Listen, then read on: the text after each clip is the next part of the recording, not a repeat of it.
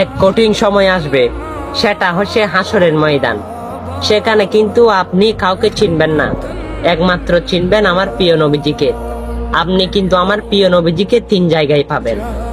প্রথম জায়গায় হচ্ছে যখন আপনাকে ফেরেশতারা আপনার পাপ সম্পর্কে যখন মাপ দেওয়া হবে, সেই মিজানের পাল্লায় আপনাকে তোলা হবে। আর আপনি যদি গুনাহগার হন, সেই পাল্লা কিন্তু ভারী হবে। আর ফেরেশতারা আপনাকে ধরে নিয়ে জাহান্নামের দিকে নিয়ে যাইতে থাকবে। তখন আমার প্রিয় নবীজি দেখবে, আপনাকে ডাক দেবে।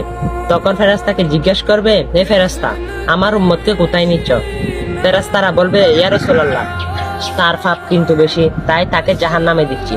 তখন আমার প্রিয় নবীজি আপনাকে আবার নিয়ে আসলো, এসে মিজানের পাল্লায় তুললো।